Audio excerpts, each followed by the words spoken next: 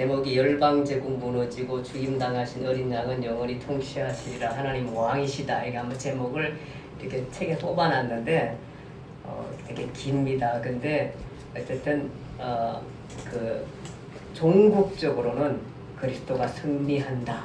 그 얘기를 지금 이렇게 제목으로 뽑은 것 같습니다. 우리가 지난주까지 그 바울, 그러니까 사도행전의 그 바울이 전도 여행을 하고 전도 여행뿐만 아니라 바울의 생을 쭉 보면서 그와 연결된 서신서들을 다 공부를 했습니다. 그리고 바울 정말 존귀하고 훌륭하고 사랑하는 바울 선생님은, 바울 사도님께서는 돌아가셨습니다. 돌아가셨습니다. 자, 이제 그 사실 이렇게 돌아가시면 모든 스토리가 끝나야 되는데 아직도 우리는 성경을 공부해야 할 스토리가 책이 있습니다.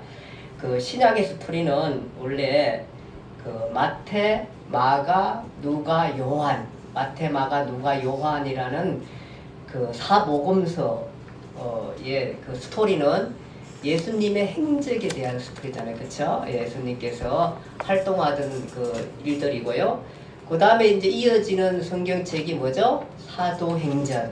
사도행전은 예수님이 돌아가시고 난 다음에 성천하신 후에 예수님을 목격했던 많은 사람들, 예수님과 함께 다녔던 많은 사람들이 또 성령님의 은혜를 받아서, 성령을 받고 120문도가 마가의 다락방에서 성령의 충만을 받고 시작한 스토리가 사도행전의 스토리입니다. 그렇죠? 사도행전의 스토리를 쭉 가면서 그 중에 이제 사도행전은 13장부터는 바울이 이제 1차, 2차, 3차 전도여행, 그 다음에 로마에 잡혀가고 또 풀려났다가 로마에 잡혀가는까지 이제 끝이 나고, 횟집에서 거기에서 복음을 마음껏 전하는 걸로 이제 끝이 나고, 사도행전은 그 끝인데 사도행전 그 복음 1차, 2차, 3차 또 로마 그 다음에 풀려나고 하면서 바울이 썼던 책들이 있습니다. 그것이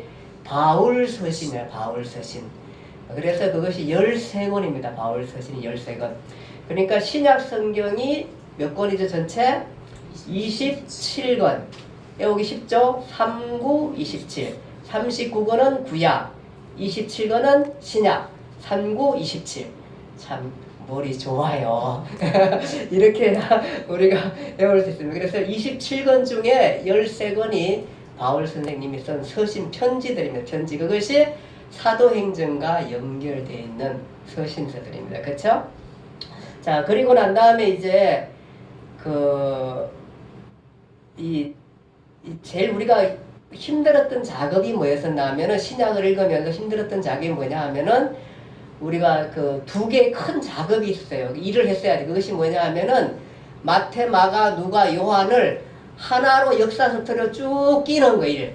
그 일을 우리는 했습니다. 그렇죠? 그래서 X좌표, Y좌표 뭐 수학까지 들어가면서 그 얘기를 쭉 했고요.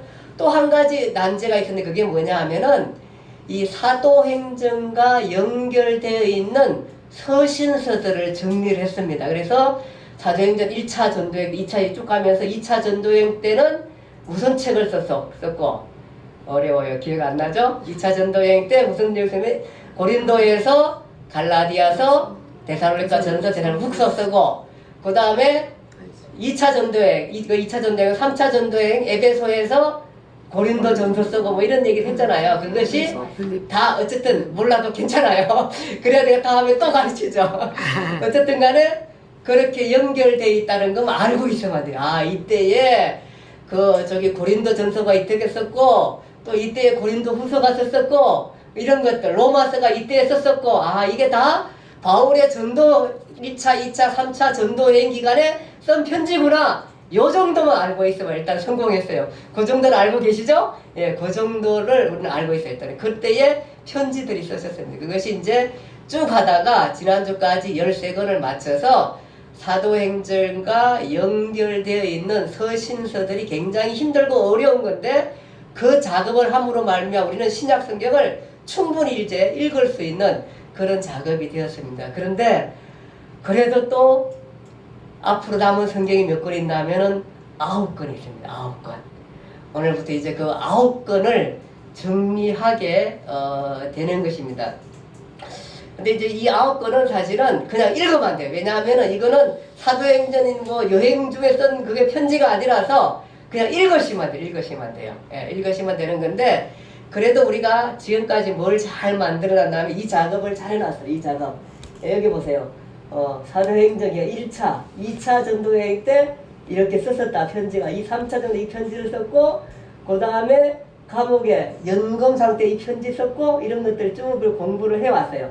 해왔기 때문에 이제 대충 학자들의 의견을 들어서 이 야고보서는 이 어느 기간에 써졌고, 유다서는 그것만 우리 찾아서 끼워 넣기만 하면 되는 거예요. 이제 대체적으로 학자들이 야고보서는 바울이 이 3차 전도 여행 기간 어떤 이또 아니면 이 투옥 때 이 정도로 주로 많이 얘기하고 있는데, 사실은 정확한 이론이 없어요. 왜냐하면은 학자들마다 언제 썼는지 다 많이 달라요. 그냥 우리가 대충 많이 생각하는 학자의 뜻을 따라서 이 기간에 쓰여졌다 이런 식으로 우리가 정리해 갈 것입니다.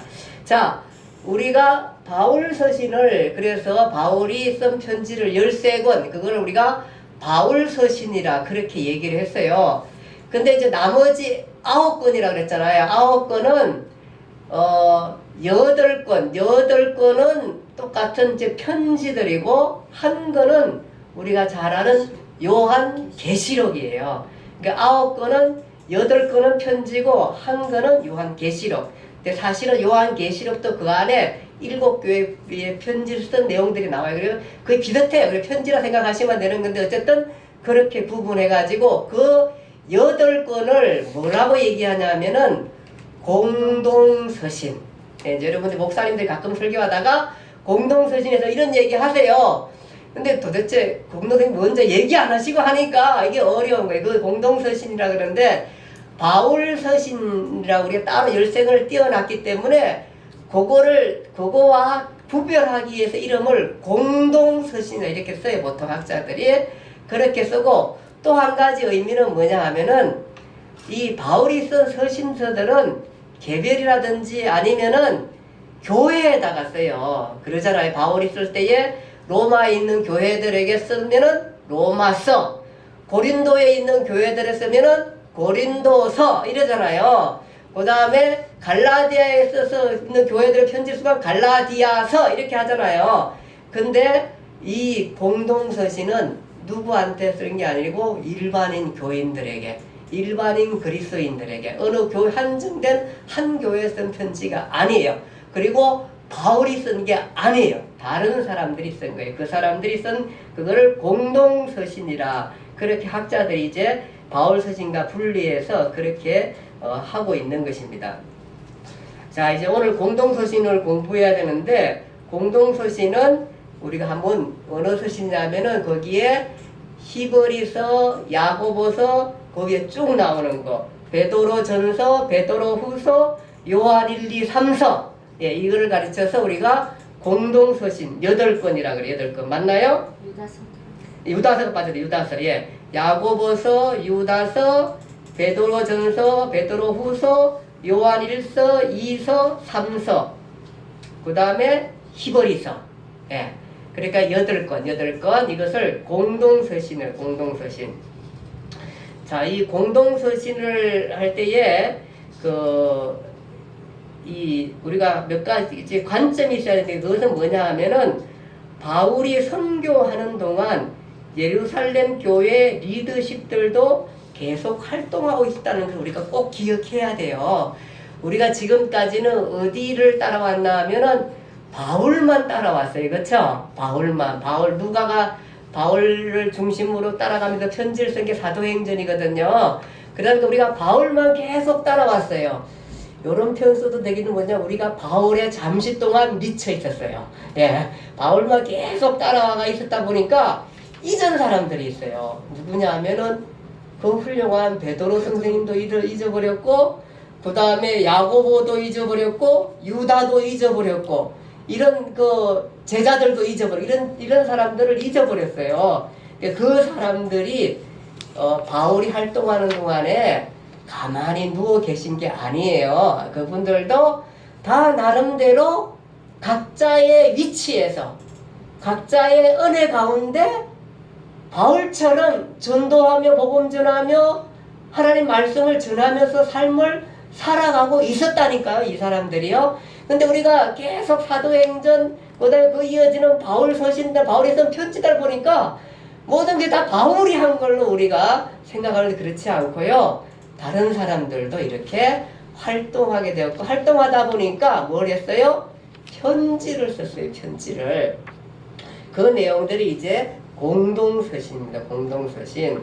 자, 그렇다면은 이 사람들도 그렇게 다니면서 목회 활동을 하고 편지를 썼는데 이 사람들은 도대체 어디에 가 있었을까? 바울이 선교 활동 안에 우리가 이런 생각할 수 있죠. 그렇죠? 왜냐하면 누가는 바울만 따라가면서 누가 기자는 바울만 따라가면서 계속 바울을 초점으로 기록한 걸 성경을 남겼기 때문에 자 이제는 우리가 다른 사람들을 좀 찾아보도록 그렇게 하겠습니다. 우리가 그렇게 하려면은 어디로 올라가냐면은 서대반한테 가요. 서대반 집사님 순교 현장으로 가야 돼요. 서대반 순교 현장. 아시죠? 서대반이 산해드린 공의회 그 앞에서 설교하다가 돌에 맞아 죽잖아요. 거기 앞장선 사람이 누구예요? 바울이에요. 그 중에 한 사람이 바울이에요. 근데 바울은 나중에 이제 회개하는데 그 선교 후에 교인들은 예루살렘 교회는 흩어져요.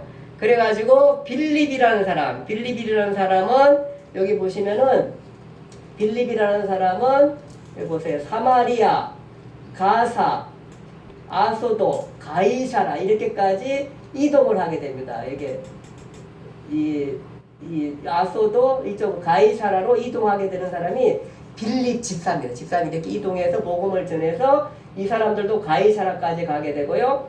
그 다음에 베드로와 요한은 사마리아에 갔다가 그 다음에 루타, 요빠, 그 다음에 가이사라로 가게 됩니다. 가게 되고요.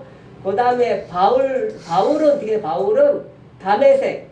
다메섹에서 어디죠? 여기 다메섹 가다가 여기서 예수님을 만나잖아요. 그러니까 여기 예루살렘에서 스데반 집사를 죽이고 난 다음에 다른 사람들도 잡아가지고 감옥에 예수 믿는 사람을 감옥에 넣기 위해서 가다가 다마에서 이 시리아입니다. 시리아 지금 다메섹 도상에서 예수님을 만나고 난 다음에 완전히 180도 전환해가지고 이렇게 왔다가 나중에 어디가 다소에 가 있습니다.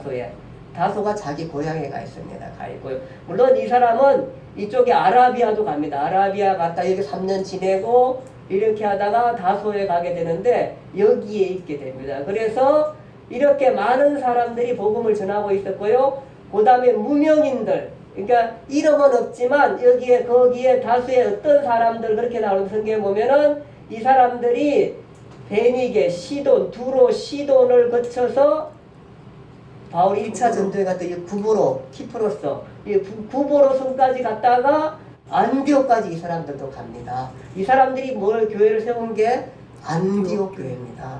그러니까 이 안디옥 교회가 굉장히 예루살렘 교회에 있던 사람들이 이렇게 해서 올라가가지고 안디옥 교회를 세우고 이 교회가 바울과 바나바를 선교사로 파송해가지고 이쪽으로 막 엄청난 나중에 로마까지 전도하는 놀라운 역사를 행해서 마침내 정말 이쪽 당시에 로마는 세계거든요. 세계까지 복음을 전하는 그 일들을 하게 되는 것입니다. 이렇게 우리가 이 사람들을 추적해 볼 수 있습니다. 그래서 바울도 전도했지만 많은 이 무명인들, 예수 믿는 사람들, 빌립 집사, 베드로, 요한, 그 다음에 이런 사람들이 바울이 전도하는 동안에 역시 활동하고 있었다. 다만 여기에 예루살렘 교회의 리더십들은 조금 바울과 구분해야 할 것은 물론 이방인도 전했지만 바울은 이방인 사도로 그 다음에 이 베드로, 요한, 야고보의 교회 리더자들은 예루살렘 교회 리더자들은 누구를 대상으로 유대인을 대상으로 복음을 전해서 영역을 정해줬어요. 그래서 바울은 이방인의 사도로 15장 이후에 보면은 그 다음에 베드로, 베드로, 요한, 야고보 이런 사람들은 유대인들을 집중적으로 복음을 전했습니다. 그래서 이 사람들이 쓴 편지들은 보면 주로 누구 상대로? 유대인 상대로 썼겠다 이런 생각을 하시면 성경을 이해하는 데 많이 도움이 될 것입니다. 자, 이렇게 해서 편지를 써서 전달하게 되었고요. 결국은 이 사람들로 통해서 결국은 이것이 뭐냐 하면은 예수님의 유언을 이뤄낸 제자들입니다. 예수님께서 너희가 오직 성령이 너희에게 임하시면 너희가 권능을 받고 예루살렘과 유대와 사마리아와 땅끝까지 이르러 내 증인이 되리라고 했던 예수님의 유언적 고백, 너희는 내 제자가 되라는 거기에 충실하게 삶을 다 살아간 그런 사람들이 되는 거예요. 이들로 통해서 정말로 말하는 사마리아와 유대와 그 다음에 사마리아, 그 다음에 땅끝까지 이쪽에 로마까지 복음을 잘 전했던 것을 보면은 예수님의 유언을 충실하게 다 이루어드린 제자들이다. 그렇게 이해하면 되겠습니다. 자, 이런 관점을 가지고 이제 공동서신을 읽어갈 텐데요. 우리가 알다시피 공동서신은 제가 말씀드렸듯이 특별하게 연대가 좀 차이가 있긴 하지만 거의 비슷한 시기에 썼다 이런 생각을 갖고 우리가 정리를 해 가겠습니다. 이렇게 야고보서를 학자들이 조금 일찍 썼다고 얘기해서 야고보를 먼저 공부하고 유다서, 베드로, 전후서, 히브리서, 그 다음에 요한 1, 2, 3서, 요한계시록, 이게 이제 맨 마지막에 쓴 서신들, 편지들입니다. 편지고 계시록입니다. 이것은 사도 요한이. 그래서 제자들 중에 가장 늦게 돌아가신 분이 사도 요한입니다. 그 얘기를 그까지 우리가 살펴보도록 그렇게 하겠습니다. 자, 일단은 우리가 야고보서를 좀 살펴보고, 야고보서는 일단 이 야고보라는 사람을 먼저 우리가 좀 알아야 됩니다. 야고보는 누구냐 하면은 예수님의 동생 야고보입니다. 동생 야고보고요. 바울 당시에는 그 예루살렘 교회 공회의 회장? 이렇게 있습니다. 회장. 예루살렘 교회 공회의 회장으로 있었고요. 예수님의 동생인데 예수님이 살아 계셨을 때는 그 사복음서에 보면은 우리가 공부를 좀 했었는데요. 그 예수님께서 막 갈릴리에서 활동하시니까 이 동생이 예수님한테 뭐라 그러냐 하면은 형님이 그렇게 유명해지시고 싶으면은 갈릴리에 있지 말고 예루살렘 가서 활동하세요. 막 이렇게 빈정대고 이랬어요. 좀 빈정된 투로 말했어요. 그러니까 굉장히 어쨌든 막 유명해지려고 하는 그런 것이 보였는지는 모르겠는데 이 사람은 그렇게 생각한 거예요. 그러니까 굉장히 세속적으로 자기 형님을 보고 굉장히 세상적인 이런 사람이었어요. 그러니까 예수님을 형님으로 모시고 있지만 형님이시지만 그냥 이렇게 그렇게 조금 빈정되는 그런 모습. 그러니까 사실은 우리가 굉장히 잘 살고 굉장히 깨끗하고 굉장히 훌륭한 것 같지만 우리는 다 결핍들이 있어요. 뭔가 나도 꽤 괜찮은 사람인데 아마 이 동생이 어떤 사람인지 모르지만 어쨌든 형한테 이런 말투를 쓴 거 보면은 형을 탐탁지 않고 그냥 예루살렘 가라고 하는 거니까 큰 인물이다라고 이렇게 칭찬하고 격려한 게 아니라 조금 빈정되는 어떤 그런 그 모습을 우리가 보게 됩니다. 그런데 이 사람이 아마 자기 형님이잖아요. 그러니까 십자가에 못 박혀 돌아가실 때는 아마 큰 충격에 쌓여서 그렇지 않을까요? 가족들이 정말 이거는 정말 큰 충격일 거예요. 큰 충격일 거예요. 예, 우리가 가족이 갑자기 돌아가신다는 거는 정말로 어떤 것보다 큰 충격이잖아요. 아마 예수님이 정말 인기도 있었고 막 자기 나름대로 헌신하고 봉사하고 훌륭한 일들이 있는데 왜 우리 형님이 왜 이렇게 죽어야 하는가에 대한 아마 그런 아픔이 있을 거예요. 그 충격 가운데 있을 거예요. 근데 고린도전서 15장 7절에 보니까 이 야고보 동생이 예수님께서 부활하시고 난 다음에 야고보에게 나타나셨다. 그렇게 고린도서 15장 7절이에요. 아마 이때 이 사람은 변화된 것 같아요. 정말로 예수님 믿고 그동안 그냥 자기는 어떻게 생각하면 형님 돌아가신 건 너무 안타깝게 생각하고 어떻게 보면 형님한테 가족도 잘 돌보지 못하는 아픔도 있고 이래가지고 불평을 했는지도 모르겠어요. 어쨌든 그런 기록은 없지만은 예수님을 잘 따르고 이런 사람이 아니었는데 15장 7절 예수님께서 부활하시고 난 다음에 예수님께서 야고보에 나타났고 이 야고보에게 나타나서 야고보가 그 부활하신 예수님을 보고 아마 진짜 예수님을 믿은 게 아닌가 이런 생각합니다. 사실 가족들이 가족을 믿는 거 참 어려워요. 왜냐하면은 가족들이라는 거는 허물을 많이 보거든요.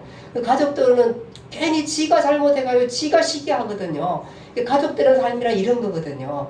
그러니까 그 믿는 거 어려운 건데 이 사람이 아마 이때 예수님을 믿고 그러면서 철저하게 예수 믿는 사람은 형님을 구세주로 받아들이고 믿으면서 열심을 다하고 복음을 전해서 예루살렘 교회에 거기에 의장으로 회장으로 공무회 회장으로 있었던 것을 보면은 이런 대단함이 그 야고보에게 있었던 것 같아요.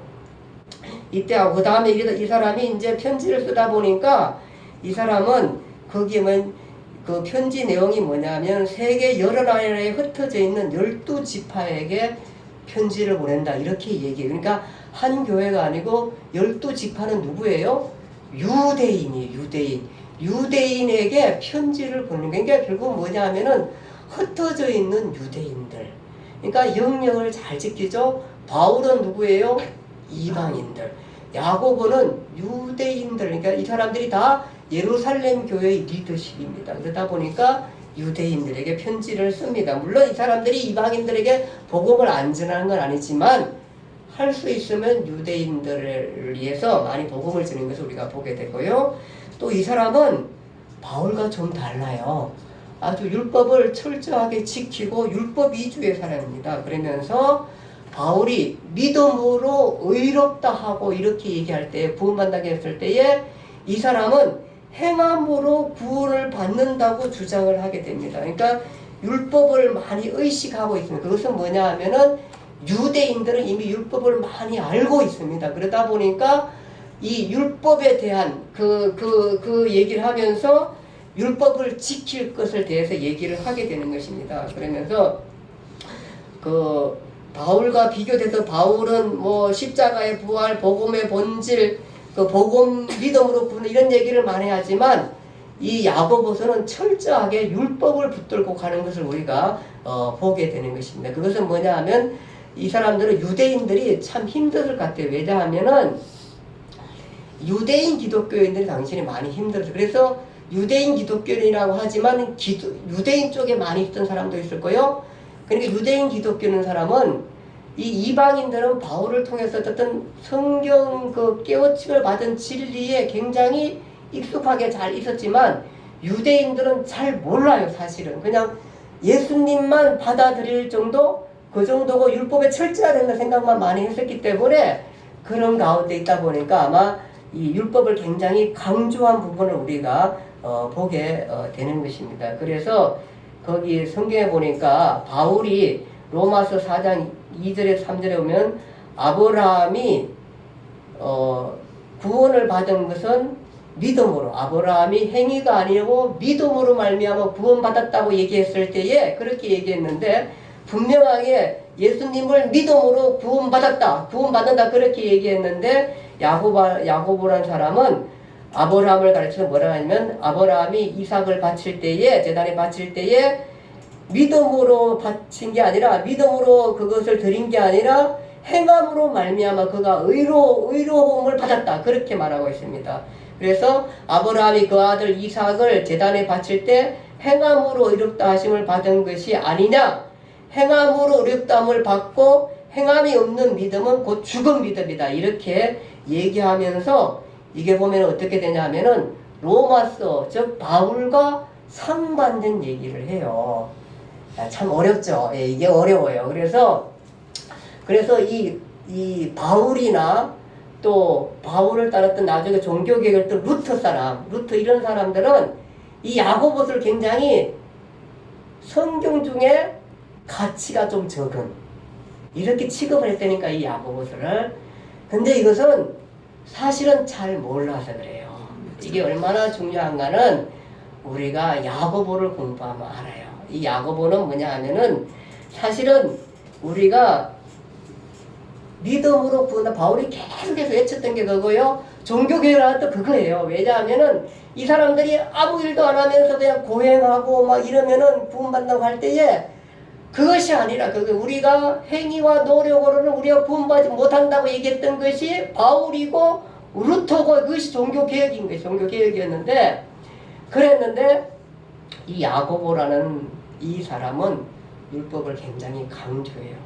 근데 그래서 사람들은 이 야고보서가 별로 가치가 없다고 생각했는데 나중에 학자들은 이거야말로 정말 가치 있는 복음이다. 왜냐하면은 바울이 얘기했던 믿음으로만 구원한다고 얘기를 하면은 사람들은 어디로 가냐 하면은 믿음만 외치고 입술로만 외치고 사실은 행동을 안 하는 겁니다. 그래서 이 사람들은 그냥 바울이 가지고 있는 약점이 뭐냐 하면은 바울이 외쳤던 그것의 약점이 뭐냐 하면은 믿고 아무것도 안 하고 믿는다고 하면서 아무렇게 살고 믿는다고 하면서 아무 생산도 안 하고 해만 끼치는 사람들 이런 사람들이 이 땅에 생산될 수 있는 충분한 이론이라는 것입니다. 근데 사실 이것은 바울을 잘 몰라서 그래요. 근데 바울의 그 내면에는 이미 이 믿음을 통해서 행함이 연결된다고 하는데 사람들은 그걸 충분히 오해할 수 있는 거예요. 그래서 그렇게 갈 것이다. 그리고 땅에 그런 사람들을 수없이 많이 기독교인들이 생산을 해놨습니다. 나는 다 구원받았다 그래요. 왜냐하면은 구원 믿음으로 그냥 믿기만 하면 되는데 예수 믿고 예배에 철저하게 참여하고 있고 나는 헌금도 많이 내고 있고 나는 선행도 많이 하니까 나는 구원받았다고 사람들은 외치고 있는 겁니다. 그렇게 외치고 있는 이 사람들에게 경종을 줄 수 있는 말씀이 바로 이 야고보서. 그러니까 야고보서라는 이 복음서가 이 서신서가 굉장히 가치가 많이 있는 겁니다. 그런데 야고보서만 또 있으면 어떨까요? 야고보서만 있으면 야고보처럼 그렇게 또 하면은 이 예수님에 대해서 예수님의 죽음의 가치를 잃어버립니다. 그러니까 교만해지고 자기의를 생각합니다. 그러니까 자기가 잘나는 것을 생각합니다. 그러니까 만약에 우리가 율법에 철저하다 보면은 이게 누구냐 하면은 바리새인들입니다. 바리새인들이 율법에 철저했습니다. 그러니까 예배드리고 지키고 먹지 말라는 거 먹지 않고 운동하지 말라는 거 하고 안식일 정확하게 지키고 절기 지키고 맨날 행사하고 잘 지켜왔습니다. 그러니까 바리새인들이 그렇게 생각했는데 내면적으로는 뭐예요?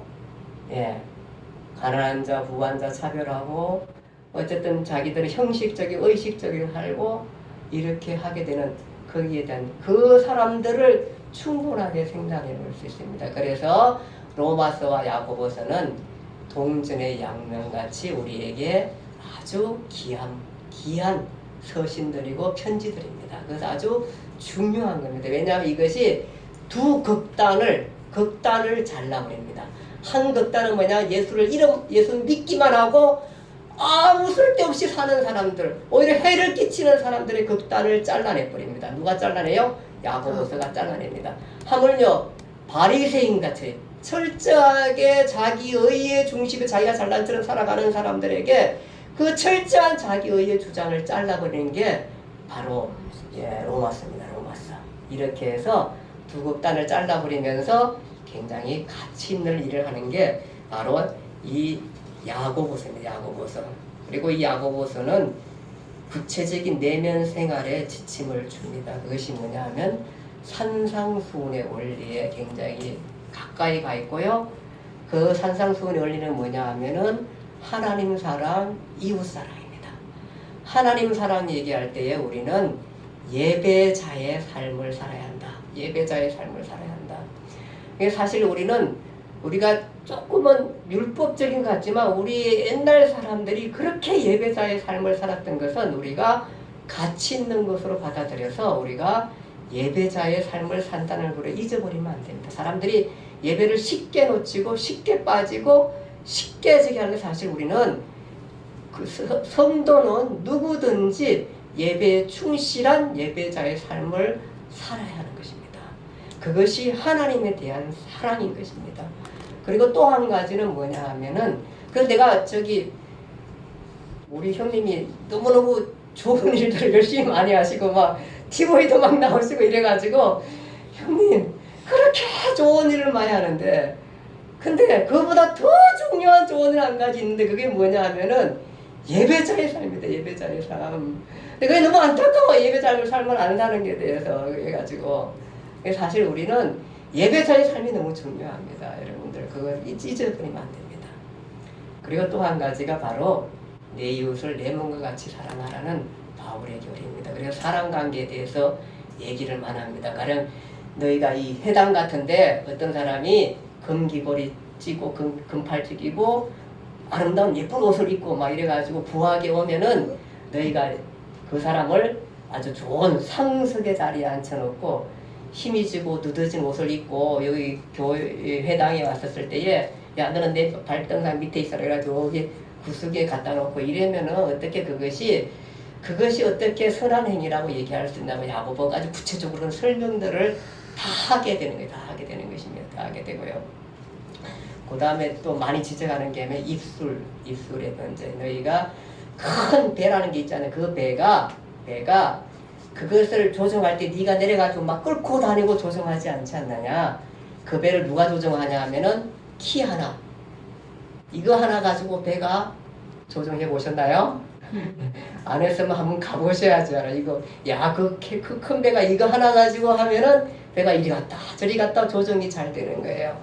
바로 그게 뭐냐면 네가 가지고 있는 네 입술이다. 네 입술을 정말로 잘 경건하고 복되게 그 입술을 잘 쓰라.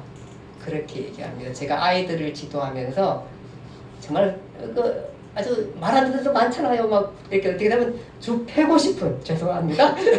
이런 아이들도 있는데 그런데도 결국은 패고 뭐 기합 주고 뭐 이래가지고 애들이 변하지 않아요. 애들은 어떻게 하면 격려하고 수없이 격려하고 수없이 칭찬하고 격려하고 칭찬하고 물론 이제 잘못된 건 알려줘야지. 근데 어쨌든 간에 너 할 수 있어. 너 잘할 수 있어. 너 이거 잘못이야? 너 이건 잘할 수 있을 거야. 한번 해봐. 결국은 이래가면서 아이들은 변화되더라고. 제가 지난주에 토론을 하는데 농담으로 하다가 이렇게 애들 토론하면서 이제 그 사진 찍는 거 사진을 드론에가 찍게끔 해요. 찍는데 잘 못 찍잖아요. 그런데 또 그 다음에 이제